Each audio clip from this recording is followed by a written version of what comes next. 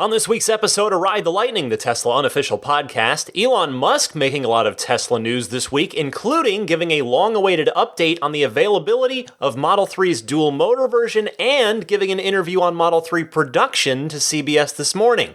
Plus, a touchscreen performance update for the rest of the fleet, an update on Model Y production, and more.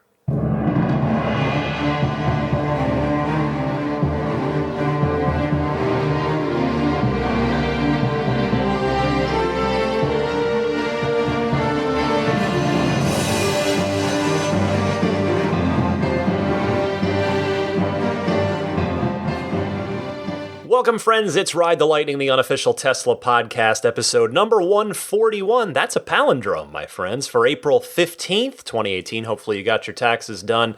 I'm Ryan McCaffrey, joined by a very comfortably snoozing Daisy the Boxer puppy, and it has been another busy week of Tesla news. You know, I do my best I try to work on the podcast at least a little bit every day. Sometimes it's a lot, sometimes it's a little, but I try to just stay on top of everything. And this morning, or today I should say, Friday, CBS This Morning had an interview with Elon Musk. Gayle King, one of the co-anchors there, the co-hosts, went to the Tesla factory, got a tour, saw the Model 3 production line, went out into Model 3, talking about autopilot.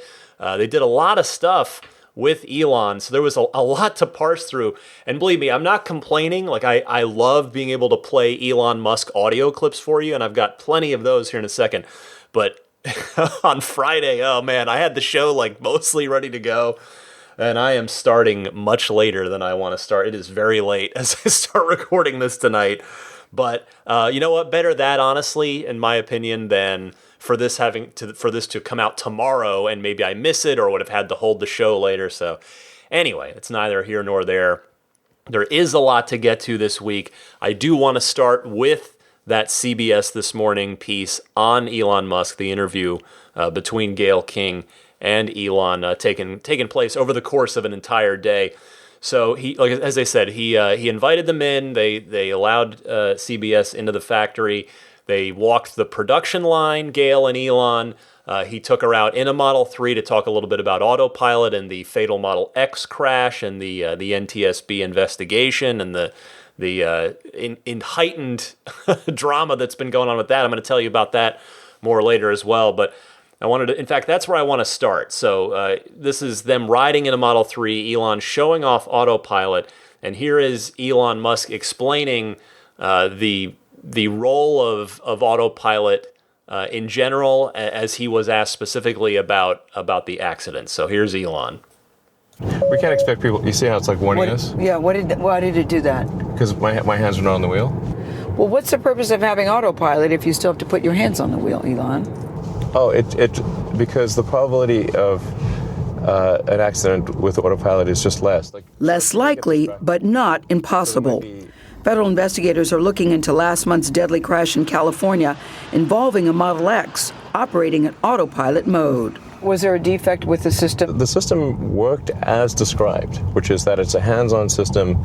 It is not a self-driving system. A week after the accident, Tesla announced that the driver had received several visual and one audible hands-on warning earlier in the drive, and the driver's hands were not detected on the wheel for 6 seconds prior to the collision. Releasing that information drew criticism from federal officials doing their own investigation. You do know that you ticked off the National Transportation Safety Board by releasing the results before the investigation was completed. Why did you do that? Well, it's actually, we've always released the results. Are you on autopilot now? Yeah, it's currently on autopilot. The NTSB take a long time to complete an investigation. They'll take a year. So I said, look, we can't wait for a year to release information. That's way too long. Too long, especially for a company under such intense public scrutiny. But it's important to emphasize it will never be perfect. Autopilot will never be perfect. No. I mean, nothing in the real world is perfect. But I do think that long-term it can reduce accidents by a factor of 10. So there are 10 fewer fatalities and tragedies and serious injuries. And that's a really huge difference. So I don't disagree with Elon here. And in fact, as I mentioned at the top, I'm going to talk a lot more about this later in the podcast. I've got a whole big update on the fatal Model X crash here in the Bay Area. So stay tuned for that later in the podcast.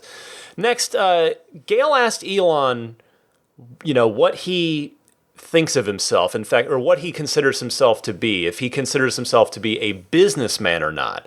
And here's Elon saying what if he thinks he's a businessman and what he does, in fact, consider himself to be. I've heard people say, listen, he's an out-of-the-box thinker, he's a businessman, he's an entrepreneur, but people that know Really you a say... businessman, I wouldn't say. You would say? I'm not really a businessman. You're not a businessman? Not really. No? No. What are you? I'm sure there's probably lots of analysts on Wall Street who would agree that I'm not a businessman. Okay, well, what do you think you are? I'm an engineer. An engineer? Yeah. I like engineering and design. But you're not a businessman? Well, I don't sort of look at things from what's the rank ordered list of priorities for based on a return on investment or something like that. I don't really do any investments. I only own one public security, and that's Tesla. That's it. I have no diversity in terms of public securities.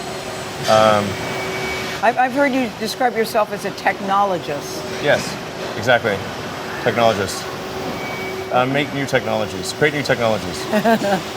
No. Is it your dream to conquer the world and make the world a better place? What is your dream? Technology is like magic, I think technology is the closest thing to magic that we have in the real world. And so I think creative engineering is essentially technology development. I guess maybe when I was a kid, Lord of the Rings is my favorite book. Is it? Yeah. And I thought it'd be what's the closest thing to being a wizard in the real world? And that's creating new technologies. I like his joke there about some people on Wall Street agreeing with the notion that he's not a businessman. In fact, that's all I really wanted to comment on with that particular clip. I do think technologist is a pretty accurate description of Elon, particularly when you factor in his other businesses, SpaceX and the Boring Company and Hyperloop stuff prior to that. So I think Elon Musk technologist is definitely something that can go on his gravestone one day. All right, now let's get into the meat of the interview and the real reason that CBS This Morning did go out to the Tesla factory to do this piece, and that is the Model 3 and Model 3 production. So here's Elon telling you something that you already know, but I think there's an important point to be made here. So listen to this. The Model 3, still in your mind, is the face and the future of the company, is it not? Yes, absolutely. So that's nothing that you didn't already know, but my take here is that when he says something like that on a national show like this, that's watched by people who don't track Tesla's every move. CBS This Morning is a very wide-reaching demographic that's probably not full of people that are listening to this podcast and are watching every move Tesla makes. So I think it's an important statement by Elon there, given the context of where the statement was made and where it aired. All right, let's talk about production hell. There is a very, very interesting quote by Elon in this. You said to your team, everybody get ready to meet the demand. We're going to be in production hell. Yes. But you didn't expect this kind of production hell, or did you? No, it's worse than I thought. Why is that? Why is it harder? What happened? We got complacent about some of the things that we felt were our core technology. We put too much new technology into the Model 3 all at once. That this should have been staged. I found the too much new tech in Model 3 statement very interesting because number one, I've never heard him say that before. And number two, that was his own repeatedly self-admitted mistake with the Model X that he vowed not to repeat with the Model 3. So the good news is, I suppose we're all going to be the beneficiaries of that quote-unquote mistake. But I found that very interesting. I don't quite know specifically what he's referring to there, whether it's the drivetrain, like with the permanent magnet motors and we know the car is a lot more efficient than the S and the X are, whether it's the all glass rear chunk of the roof. And I don't entirely know, we know the car's not made entirely out of aluminum. It's supposed to be a lot simpler. than the S and the X. It's supposed to be built for ease of manufacturing, but I found it very, very interesting that he said there's too much new tech in the Model 3. All right, next clip here. Elon Musk sleeping at the factory. You've heard about this recently. Here he is actually showing Gayle King where he sleeps in the Tesla factory. When things get really intense, I don't have time to go home and shower and change, so I just sleep here. I want to see. Where's that? Oh, yeah. So I want to see. I mean, it's pretty boring overall, really. It's actually cold in here, too. Yeah, I like it cold. So you like it cold? I sleep on the couch over there. So you're just laying here on the couch? Yeah. Last time I was here, I actually slept literally on the floor because the couch was too narrow. Yeah, I was going to say. And Elon, I have to say, it's not even a comfortable couch either. No, it's terrible. This is not a good couch. If you were wondering at any point if Elon Musk was joking about sleeping on the factory floor, and I doubt you were, honestly, considering that he had previously posted Instagram videos of himself having a cookout while sleeping on the Gigafactory roof last year, then this should be some pretty definitive proof for you. Because later in the video, I didn't pull the clip of it, but Gayle King said that she asked other employees when Elon wasn't around if Elon actually sleeps there, and they did indeed confirm it. And yeah, it looks like it is a very narrow couch that appears to not be very plush at all, and he's sleeping on either that or the floor. So there you go. That is not an urban legend. That is real. Okay.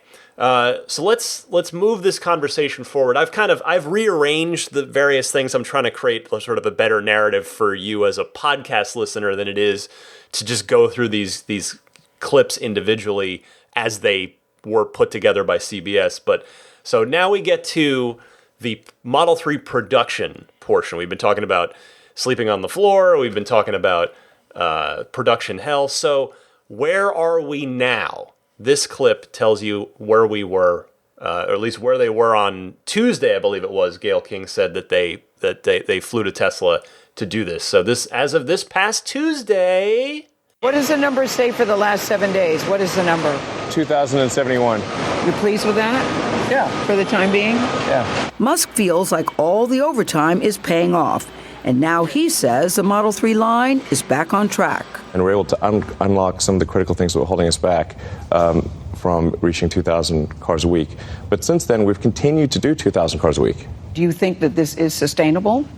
This pace is sustainable? Yeah. So we'll probably have, a 3 or 4-fold increase in Model 3 output in the second quarter. So I think we can now pretty safely call 2,000 cars per week the new production floor. And we should see that continue to climb.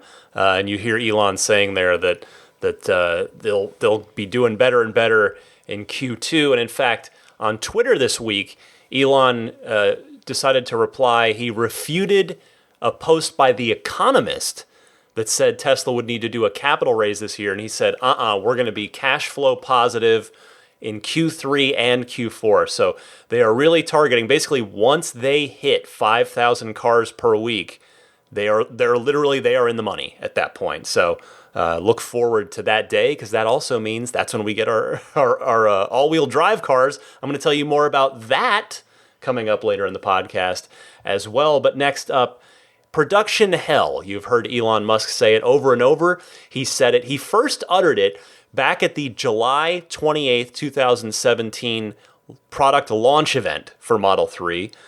He first said it there, and he has said it many times since. He's referred to it in Dante's Inferno's terms of multiple circles of hell, getting worse the deeper down you go. So here is Elon talking about where that hell currently stands. I'm feeling pretty optimistic about where Tesla is at this point. At this point, I can have a clear understanding of the path out of hell. And I do not, until recently, have a clear understanding.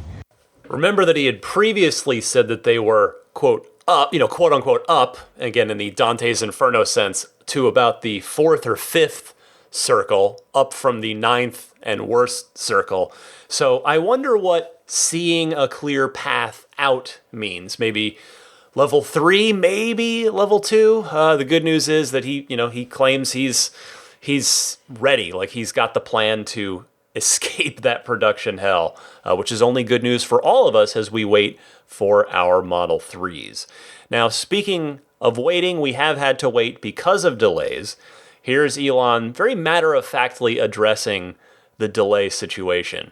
Should customers be worried? Should they be worried about what's happening with their Model 3 and when they will get their Model 3? It's best to look at this not in an exact numerical way, but on a calendar basis. There shouldn't be a question mark as to whether somebody's going to get their car. It's just, yes, you'll definitely get your car. It's going to be 6 to 9 months longer than expected. Are you saying people don't really need to be worried? This is a little hiccup right now. It's a 6 to 9 month time shift. That's literally it. And 3 of those months have already passed. Have you had many cancellations of the Model 3? People frustrated by the long wait?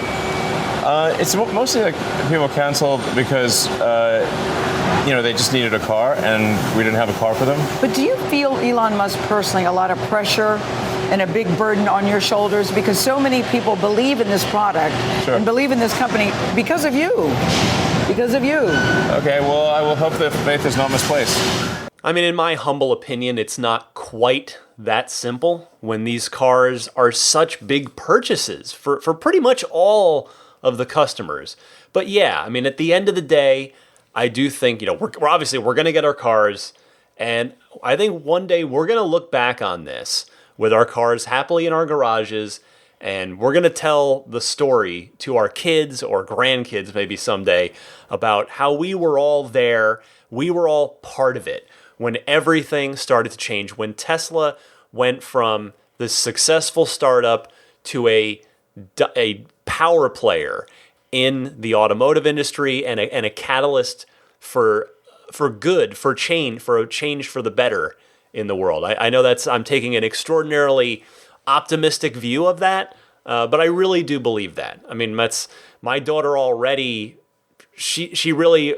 I explained like what an electric car is and why a Tesla is special and why it's different, and she just like that makes total sense to her. She didn't say, well, why would we use batteries instead of just using the gasoline? She just accepts it. So I really think that the next generation coming up, we will see that, and we are all going to be a part of Tesla's success in the coming years and decades to come.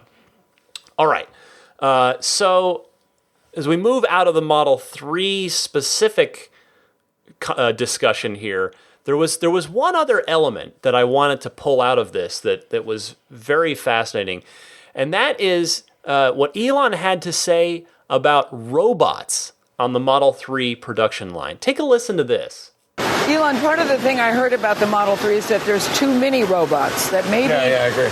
You think so too? That maybe you need more people in here working. We do. In some cases, the robots actually slowed the production, right? Yes, they did.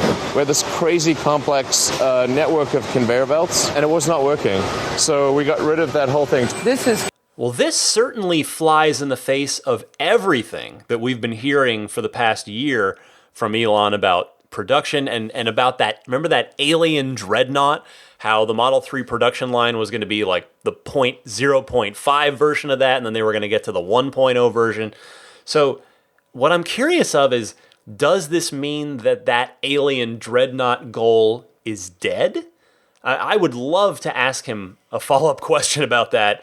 In fact, I can give it a try on Twitter, the next opportunity, the next opening that I see to maybe try and get his attention on Twitter. But in fact, someone did already do that.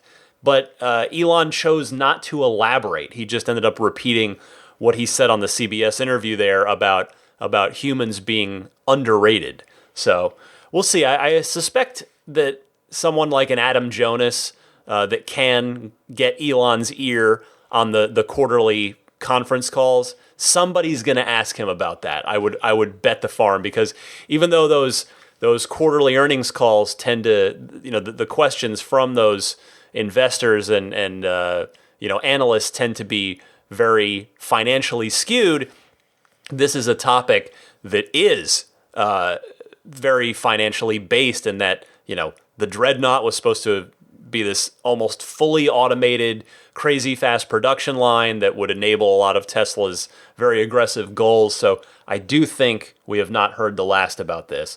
And if any of those analysts, like an Adam Jonas or one of those people is out there listening to this, please make a note to ask Elon that on the conference call that should be coming up, I would think in about I would think about 3.5 weeks from now. So anyway, let's move next. Elon was asked by Gayle King about his April Fool's Day joke that I told you about last week. So here's what he had to say about that. You know people are nervous and they're worried. You are aware of that. So knowing that, why would you do an April Fool's joke that you did? Oh, because there were all these media articles saying that Tesla's going bankrupt. Yes. So I thought, well, I'll just do an April Fool's joke that we did go bankrupt. But Elon, that's not funny when people are nervous. I mean, it's April Fool's. People should, lighten up, okay? It should be pretty obvious, I think, that I'm not going to joke about bankruptcy if I think it's remotely real. I don't think anyone who works for Tesla and thus depends on them for their livelihood would be worried that they were going out of business. Because, I can't imagine anybody that works for Tesla and even people on the Model 3 reservation list, I really don't think anybody took that FUD seriously, that fear, uncertainty, and doubt. I can't imagine reservation holders actually thought that their $1,000 deposit was in jeopardy because Tesla would actually go bankrupt. And Elon said it perfectly at the end there, that he wouldn't have done the joke if he were actually legitimately worried about it. All right, on their way out, on the CBS crew's way out, Elon was asked about bringing a camera crew in at a time like that and bringing a camera crew back sometime. Listen to his answer to this. There's a part of me that thinks you must feel confident, otherwise you wouldn't allow cameras here. You can literally, give us 0 seconds of notice at any point and bring your camera crew into any part of the factory at any time. Literally, you should do this. And just come with a camera. Yes. Elon, be careful what you say. I'm not kidding. Okay. You can definitely do that. Wait. Show up any time with a camera crew? Does that apply to me? Can I just roll up whenever I want and interview Elon Musk? I wish, but no.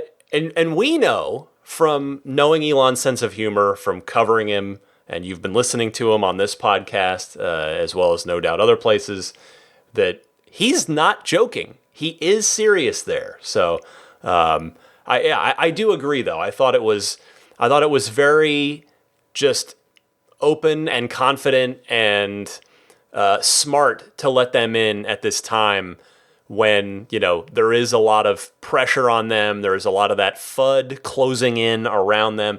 And in fact, back in the studio, after they aired the piece, and Gayle King's back in there with the two co-anchors, they complimented Elon Musk for that exact thing.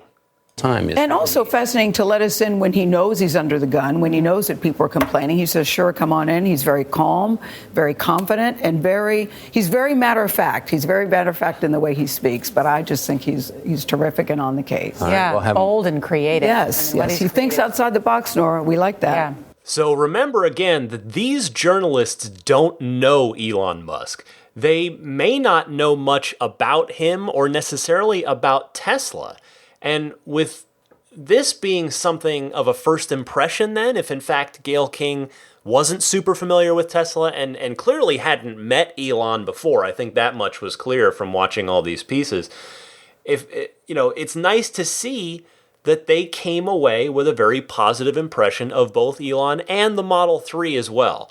I know that the Model 3 bit, I didn't play a lot of that, of them just kind of driving around in the car, but she was impressed by the car, although she was a bit freaked out by autopilot, which is not an unreasonable response to seeing autopilot in action for the first time. I have to say it is, because it throws your sense of what you've been used to your entire life of either driving a car or being in a car. But anyway, overall, I think this was a really good piece by CBS This Morning. I thought it was very fair. The one thing I didn't see that I would have liked to have seen, I mean, they addressed the demand, but they never actually said, hey, you guys have 500,000 orders for a car, and that's never happened in the entire history of cars before. I would have liked to have seen that thrown in there for a little bit of context around why are we doing this story and why should the viewers care. But overall, I do think Gayle King did a wonderful job there, and that the CBS crew was very, very fair. They painted a very fair, reasonable picture, and Elon answered her questions directly and truthfully, and that's all we can ever ask.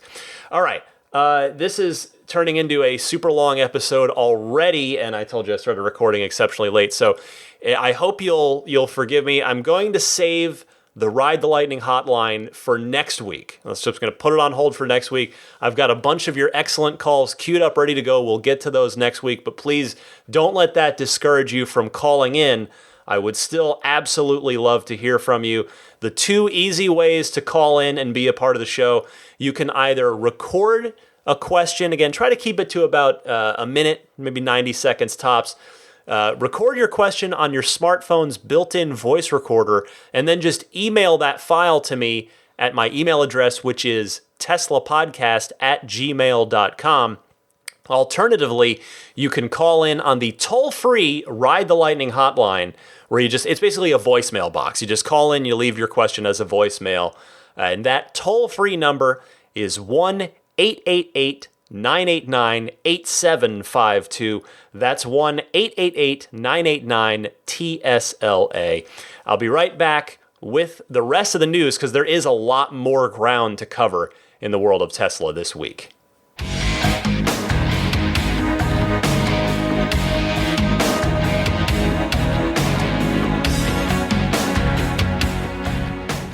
Before I get to the rest of the news, a quick word from Evoto. They are a Tesla rental service based out of Montreal. If you find yourself north of the border and in the beautiful city of Montreal, you are probably going to have an awesome time, because I've been to Montreal a number of times, and it is indeed a wonderful city. So why not make your trip a little more wonderful by renting yourself a Tesla? They've got S's, they've got X's, 3s are on the way. They'll give you unlimited mileage for your rental. They are going to plant 10 trees for every rental in partnership with trees.org. You can park your car, whether it's your own car or a rental, securely in their garage while you're out and about in one of the Teslas. Learn more at evoto.ca. That's evoto.ca.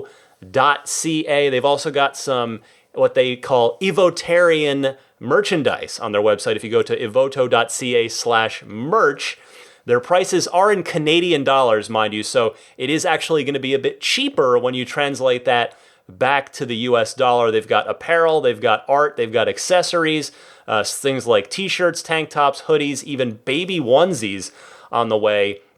And as I've mentioned before, they are all Elon-inspired posters. So there's some cool Mars stuff, there's some Boring Company-inspired stuff, all sorts of neat stuff, and everything is made in the USA. And they've got a coupon code, so you want to give it a look. Maybe if you see something you like, you can get a discount. Just use the coupon code RTL for 15% off. That is fantastic there. All right, on to the rest of the Tesla news for the week, and I want to start with the thing that's certainly nearest and dearest to my own heart, and something that no doubt many of you are eager to hear about as well, and that is dual motor Model 3s, all-wheel drive Model 3s. We have an update on the availability, the timing of that availability. Elon was asked on Twitter by a frustrated customer, what is going on with all-wheel drive? And Elon replied. He said, quote, "We need to achieve 5,000 cars per week with the Model 3 before adding complexity that would inhibit the production ramp, so probably July." Now, as many were quick to point out, you do indeed have to take that with a bit of grain of salt, a rather large grain of salt, because that is Elon time. Elon is notorious for his very optimistic timelines, but hopefully it's very close to July. I mean, we just heard that they had initially wanted to be at 2,500 cars a week 2 weeks ago. They're at just over 2,000 cars a week now. You just heard it from straight from the factory floor with that CBS This Morning piece. So they will get there. It's probably going to be in the summer. The question is, will it be in July?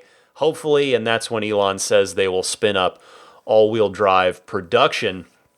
But the thing is, that Tesla's got so many orders and they're trying to ramp up production that I honestly can't blame them. Even though I'm waiting for a dual motor car myself, it wouldn't be logical to introduce variables into that production ramp. So the other thing I'm curious about, I still have the unanswered question of when for the performance model. Will it be introduced at the same time? Or is it possible that they won't introduce performance until the ramp gets maxed out at 10,000 cars per week, which is supposed to happen by the end of 2018? I could see the case either way. I could see it being something that they wait for 10,000 a week for because they've just got so many orders to fill, and the performance model is statistically it's just not going to be a huge percentage of orders. But I can also make the case the other way that they would offer it, because if they're already introducing dual motor, I'm reasonably confident based on what I've seen and been told that the white interior is also going to become available at that same time. So that's at least two variables that are going to be introduced into the production line when it does get to that 5,000 car per week scenario. Air suspension might be in that mix as well if it's tied to dual motor, which Elon had previously said as well. So, there's the what's one more thing with performance, what's one more variable to throw in there. Now I know it's not quite that simple, and then the other case I can make for performance being available sooner rather than later is that we know that Tesla is now prioritizing the higher margin configurations on the Model 3, and the performance cars would obviously be the highest margin cars that they could possibly make. So even if the performance model is going to be statistically the smallest percentage of cars, if they can knock out a bunch of those sooner rather than later, and it brings in more money as they try to get to cash flow positive, that would seem to make a lot of sense as well. The one last note I wanted to make here is that if it's going to be at least July for the dual motor cars, which means that we kind of have almost a clean break here, year one of the Model 3's production, because it officially started July 28th. That was the official launch. Year one of the Model 3 is nothing but the exact same configuration, with your only choice being paint and which wheel size do you want. Every single car, long range, every single car, premium interior, every single car, black interior. So every single year one Model 3 is fundamentally the same. It's going to be the year two of Model 3. That is when the options will get into the mix. So at least for a while, you'll know just from looking at a Model 3, or at least you'll get a very good idea of just looking at a Model 3 if it was made in the first year of production or in the second. At least if you see a white interior, you'll know for sure that it's a year two car.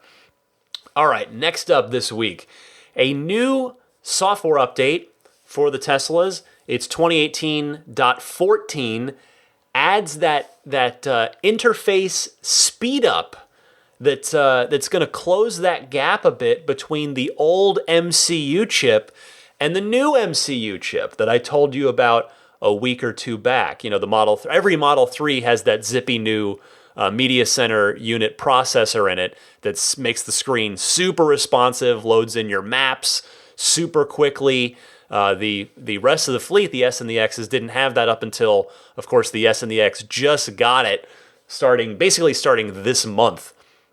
So now a software update has rolled out to the entire fleet, which of course that means you're benefiting 99% of the existing Model S and Model X owners. And I watched some YouTube videos of this. It is definitely noticeably quicker. It does narrow the gap between the old MCU and the new MCU. Now, speaking of updates, as the new navigation system rolls out, which by the way is separate from firmware updates. So if your car updates sometime soon, that doesn't necessarily mean that you're getting the new nav just yet. That is being rolled out in phases.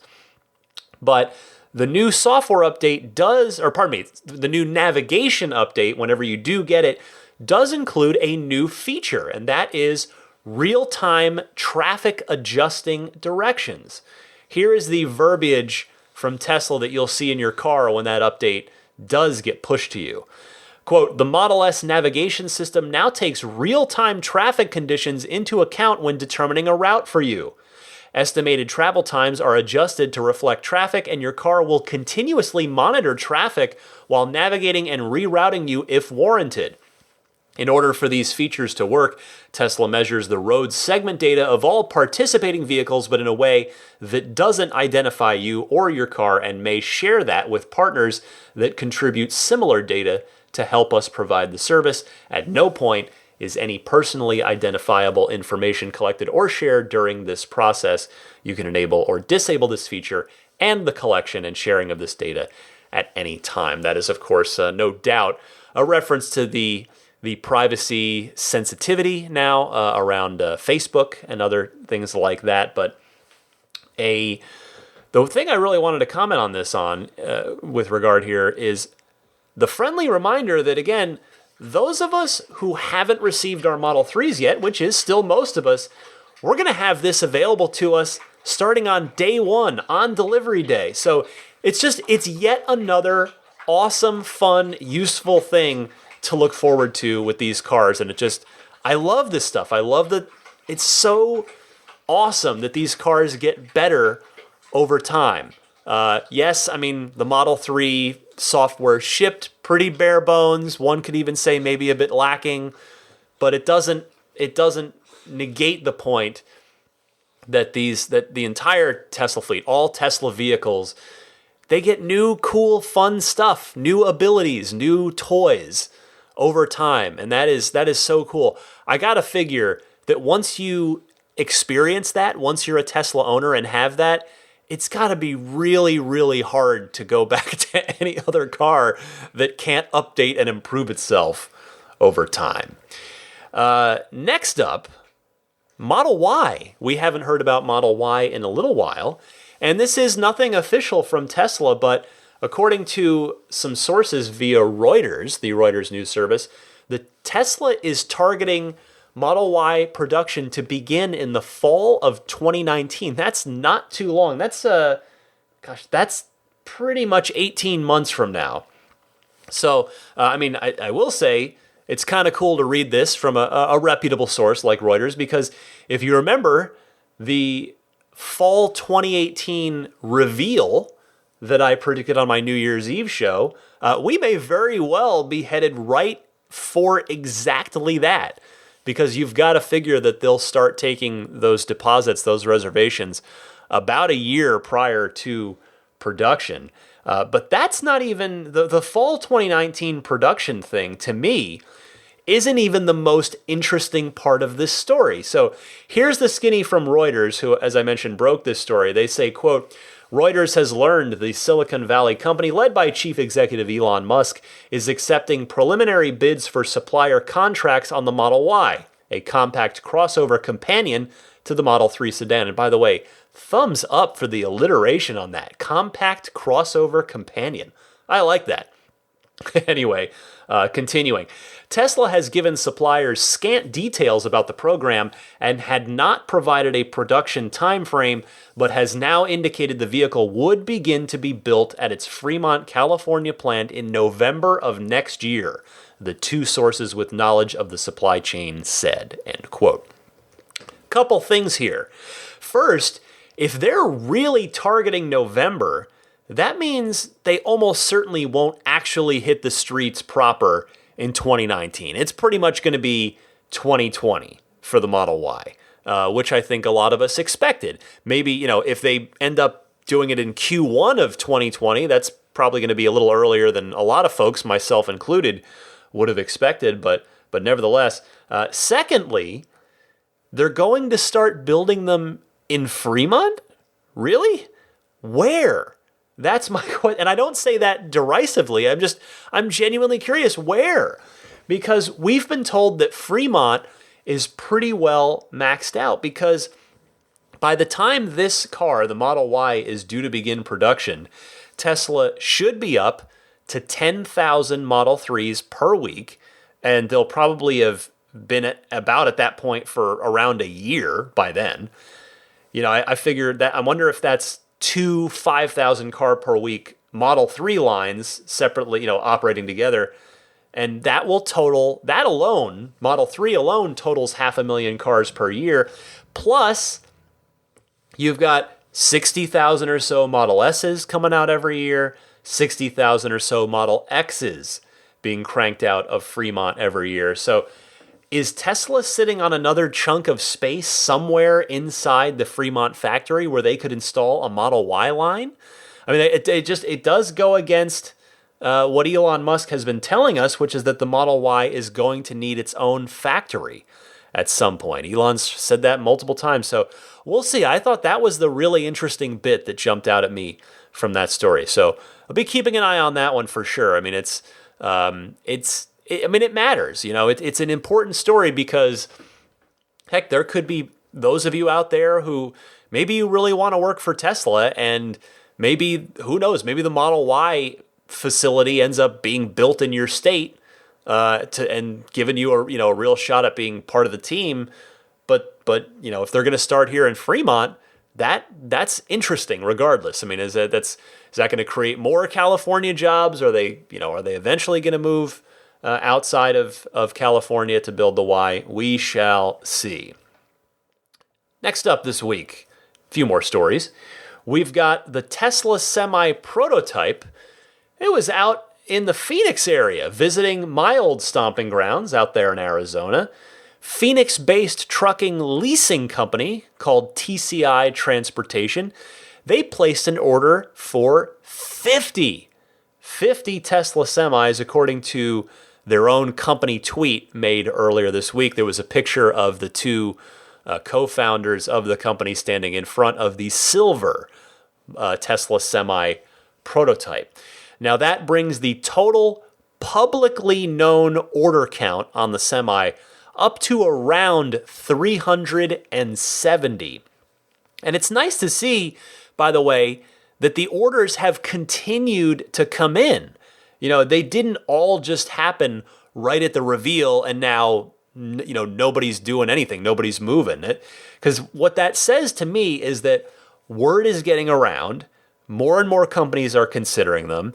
And I'll tell you, as I said back after the reveal, I really believe that if the Tesla Semi is as good as Elon Musk says it is, then Tesla is going to get a whole lot more orders once this thing actually starts hitting the streets and companies actually start seeing a benefit from it and a return from it. So keeping an eye on the Semi stuff. A couple more stories this week. Electrek, our friends over there, reporting that used Teslas, the CPO cars, will no longer quite get as much work put into them when they get traded in from now on, due to a large influx of cars expected to be coming back to the company as a lot of 3-year leases start to come to an end. The Tesla site now reads, the verbiage has changed on the used cars. They say, this car has passed a 70-point mechanical inspection and will be cleaned before delivery. If you would like any additional work that is not covered under your warranty, we can help arrange service after delivery for an added cost. So previously, they would really clean the cars up. They would fix cosmetic issues, stuff like that. Now they apparently will no longer be doing that.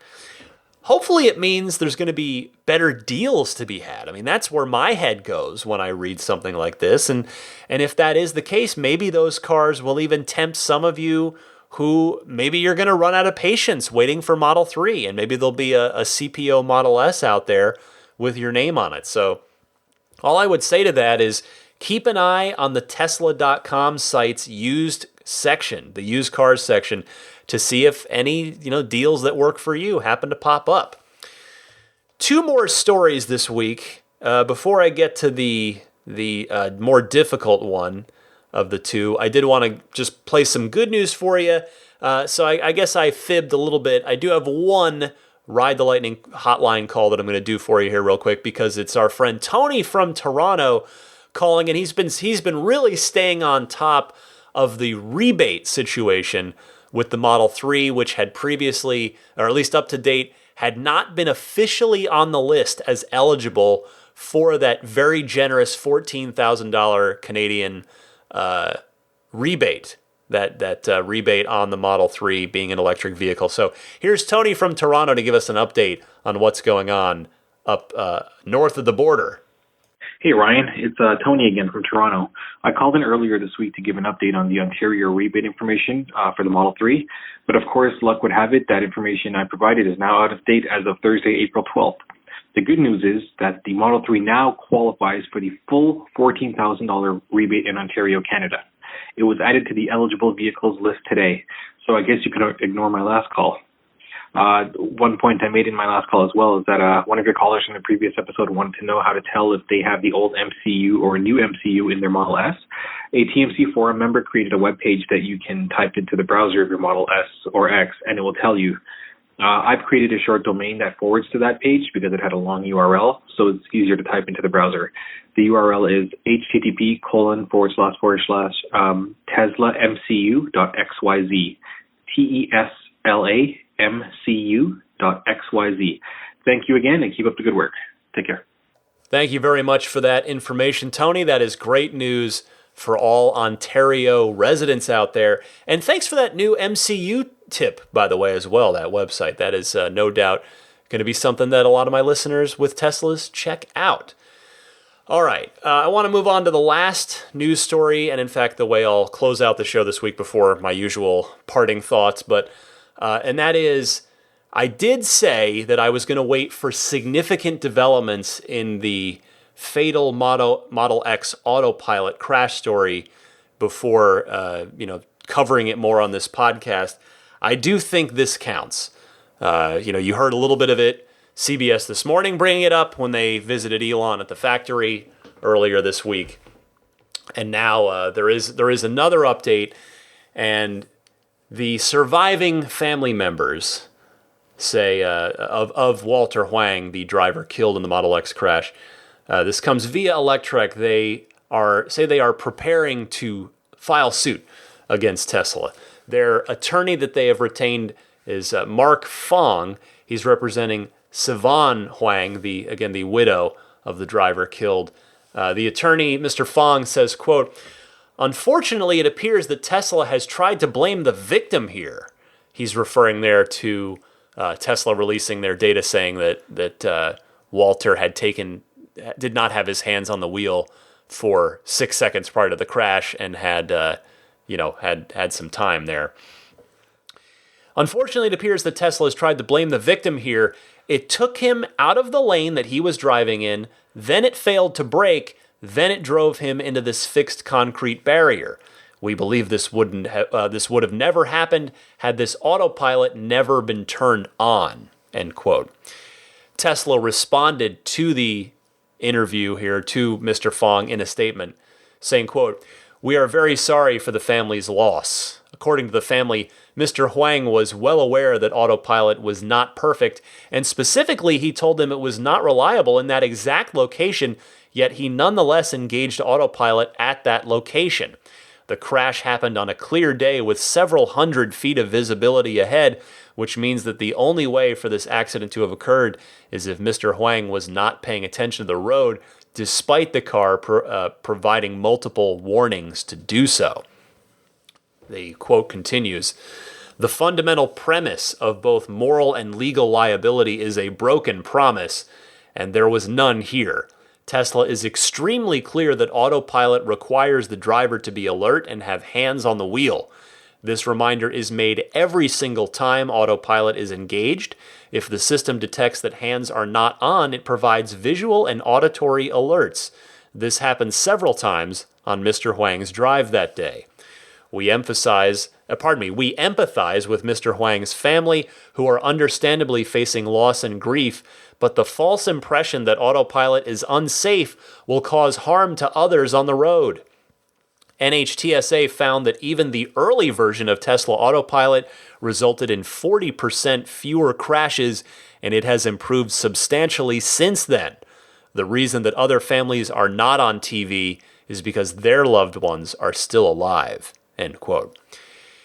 You may recall that Joshua Brown's family, he was the first person, the only other person to date who has lost their life in an autopilot-enabled crash.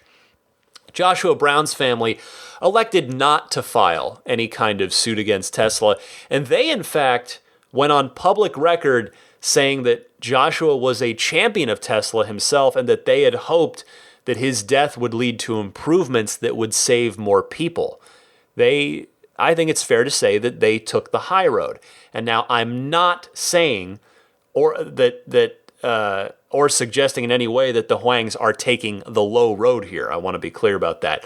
They're in a just awful position. They've just lost a family member. It's in the news. They've got the media wanting to talk to them. It's no doubt a lot of emotional stress. Absolutely. But on paper, Tesla would seem to be in the clear here.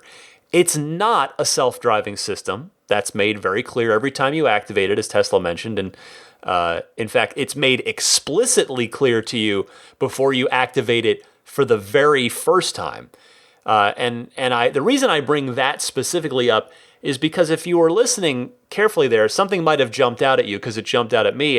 And that was because Mr. Fong, the family's attorney, implied that the car is a self-driving car in his statement. Remember, he said it took him out of the lane and it failed to brake and it drove him into the concrete barrier. Tesla is not a perfect company. It doesn't make perfect products, and it's not above the consequences for mistakes that it does make. But here, in this scenario, based on what's been presented so far, Tesla would seem to be legally in the clear as far as this family trying to file suit against Tesla. I'm no lawyer, obviously. I'm sure I have lawyers out there who may have opinions on this, but we'll see what we learn once the NTSB's investigation is finished, which it sounds like they may not release that data for a year, which was part of... in fact, on that note, that's a perfect segue. Tesla got into it with the NTSB. They are trading verbal barbs in the press now. Tesla saying... because basically the NTSB was unhappy the NTSB was unhappy that Tesla released that autopilot data from that spot that I shared with you a week or so ago. Tesla saying, quote, Tesla withdrew from the party agreement with the NTSB because that agreement requires that we not release information about autopilot to the public, a requirement which we believe fundamentally affects public safety negatively. We believe in transparency, so an agreement that prevents public release of information for over a year is unacceptable. Even though we won't be a formal party, we will continue to provide technical assistance to the NTSB. It's been clear in our conversations with the NTSB that they're more concerned with press headlines than actually promoting safety. Now, I want to stop there real quick and say that was probably unnecessary. That I feel like taking a shot like that, it weakens Tesla's position as far as I'm concerned. You may disagree with me on that, but I think they could have just edited that right out of their statement before they posted it.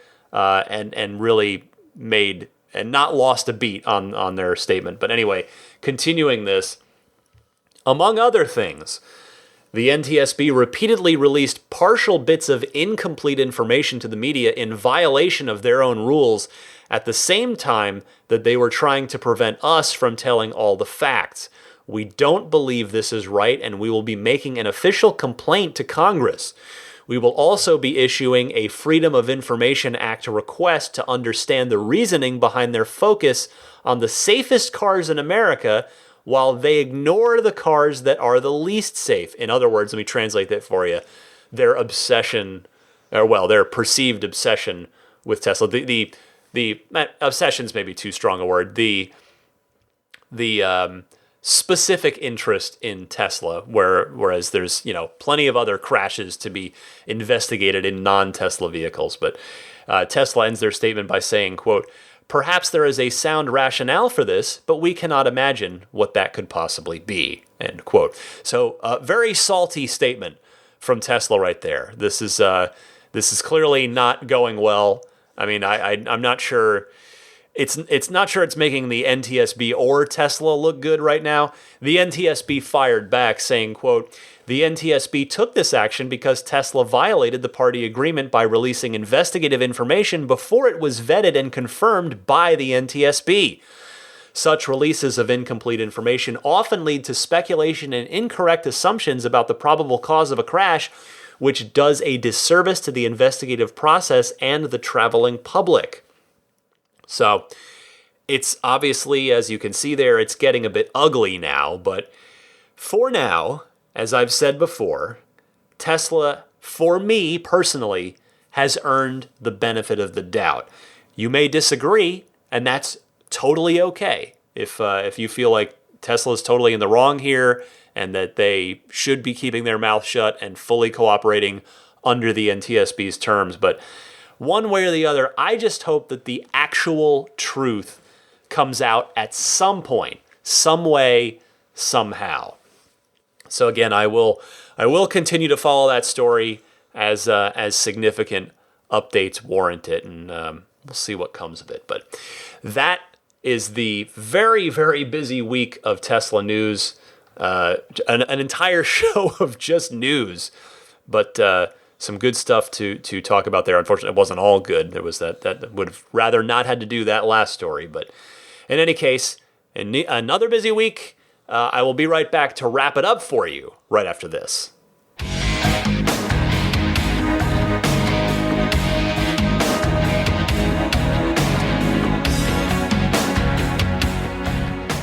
All right, before I go, I wanted to give a quick shout out to the two newest Patreon producers. A number of you kindly choose to support my efforts with this podcast on Patreon, and you can find all the information about that if you're curious. You might want to support me there. It's patreon.com/Tesla Podcast. Patreon spelled Patreon.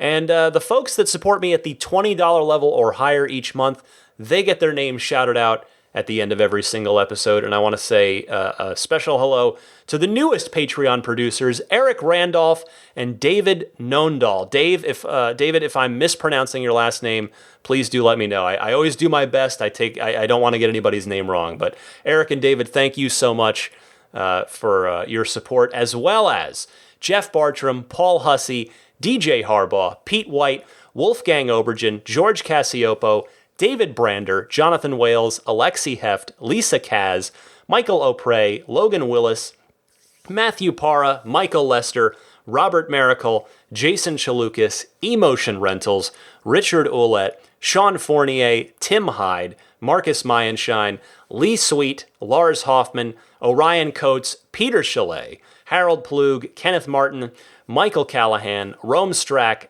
David Vakil, Ulrich Lassa, Luke A., and David Kittle. Thanks to all of you so much. If you are purchasing a Model S or Model X, you can use my cousin Patrick's referral code to get that free unlimited lifetime supercharging. Just give your sales advisor the code Patrick5008, or if you're configuring your car online, you can type this into your browser, ts.la/Patrick Patrick5008. That'll take you right to the Tesla design studio where you can choose your S or X, build it, and it'll have that free unlimited lifetime supercharging baked in with that URL there. Immaculate Reflections, my friends over there, they do wonderful detail work on all cars. Of course, in our case, we're concerned about our Teslas and keeping them looking beautiful, even, in fact, making them more beautiful after they get out of the factory. They do everything, man. Whatever you want to do, you could just do paint correction. You could mix and match. You could do everything. You got new car delivery preps, ceramic coatings, including C-Quartz Finest Reserve. They do paint protection film.